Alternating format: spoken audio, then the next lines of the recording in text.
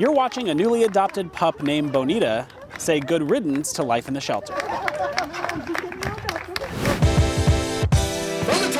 Hey everybody, I'm Chris Casey, this is the DailyISH, and today is Good Riddance Day. It's a day to leave behind all the negativity from last year so you can start the new year with a clean slate. Bonita was the longest resident of her shelter, spending 500 days at the Niagara SPCA. The staff gave her the red carpet treatment as she left the shelter for the last time. Studies show that over 32% of Americans regret a major life choice, like profession, choice of college, or employer. So if you can't stand your job in 2020, maybe it's time to say good riddance.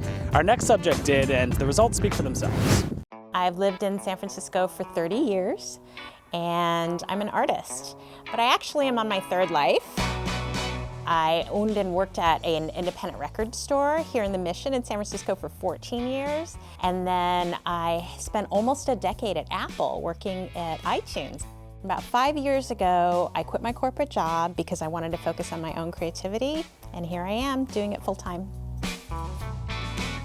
So the first thing I did when I quit my corporate job was I decided to go on an explorative journey because I knew that I wanted to make things with my hands, but I had no idea what the form was going to be. So I took classes, and one of the classes I took was a refresher macrame class because my mom had taught me in the 70s when I was a kid. And within 5 minutes of the class, I was like, oh, I remember, I love this.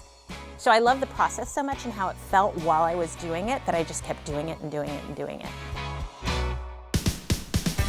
I got more interested in making one-off beautiful wall hangings and room-sized installations and knots that were each unique.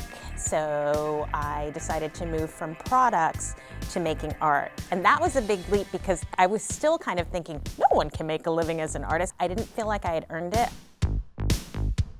I think that I have a pretty audacious attitude when it comes to life, and part of that comes from feeling like an outsider my whole life. You know, I'm Chinese, brought up in the US, and in the military too, so I've always felt like a little bit of an outsider.